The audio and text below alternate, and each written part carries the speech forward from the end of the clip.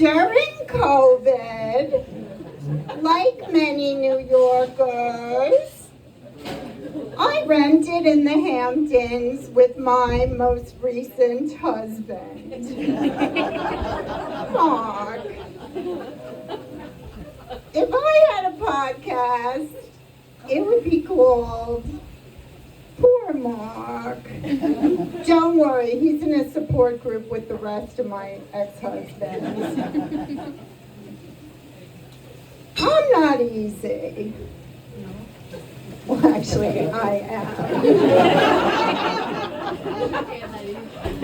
Not bad for almost 62 next week.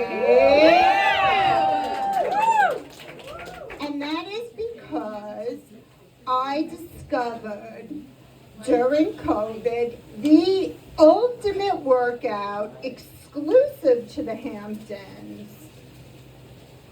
Fit Sculpt. 65 minutes of ballet and cardio with weights in a 95-degree studio. It's not for everyone.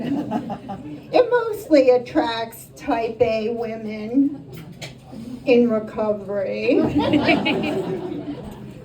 I personally am in recovery from my addiction to blonde highlights. People tell me I have blonde dysmorphia.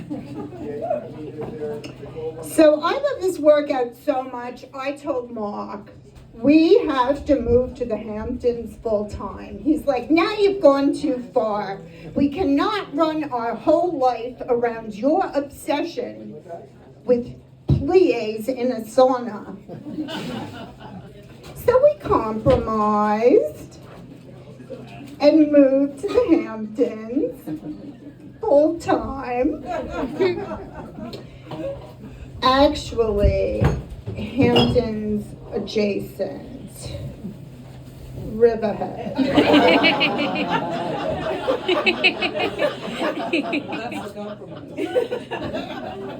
People can be snooty about Riverhead.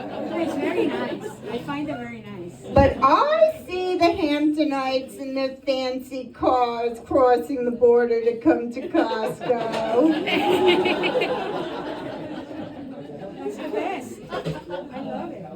As a lifelong New Yorker living in a one-bedroom apartment, I never understood buying in bulk.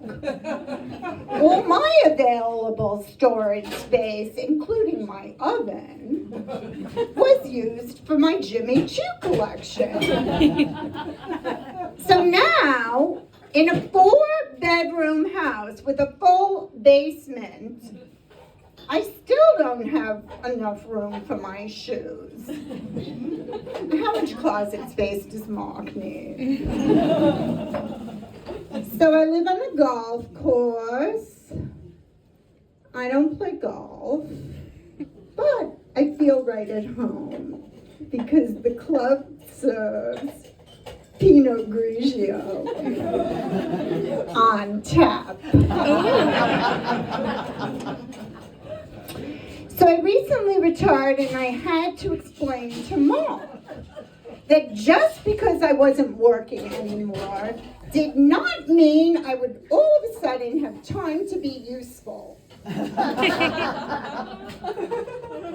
have never been responsible for one living thing, not a plant, not a pet, let alone a child.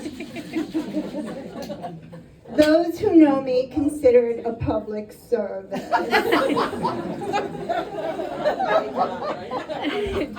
So I'm devoting my vocation, shall we say, to raising my inner child. I wanted to call her Lynne, but everybody thought that was a panda bear. So I call her Princess. Like all children, Princess is in constant need of new shoes.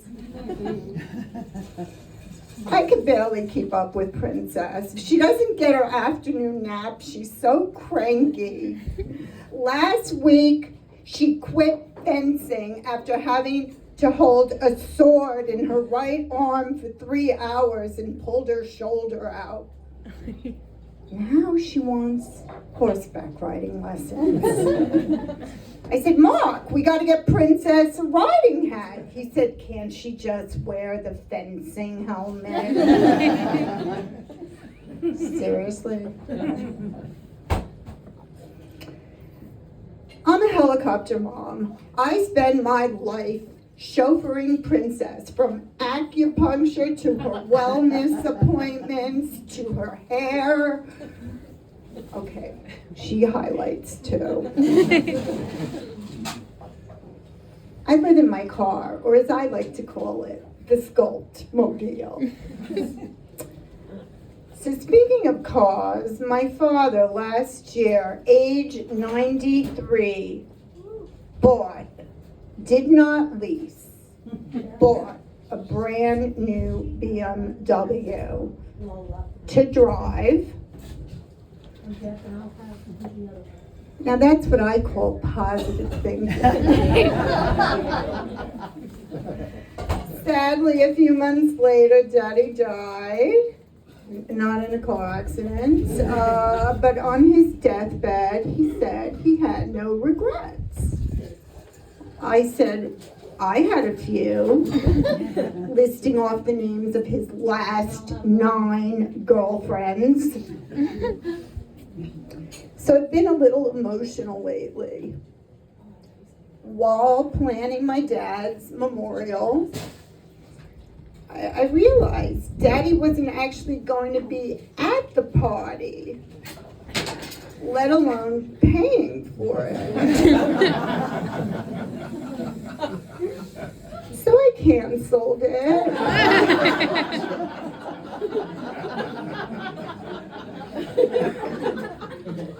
I'm having a birthday party in a few weeks instead with a DJ, and we'll celebrate Daddy then. Honestly, I'm just trying to live my authentic life. Journaling, meditation, crystals. The problem is there's nothing, or very little, that's authentic about me. Highlights, Botox, eyelash extensions, fake hip, reconstructed boobs. Oh! My breast surgeon last week called and said he wanted to take a picture of these works of art. So now, at age almost 62, I'll have my first centerfold.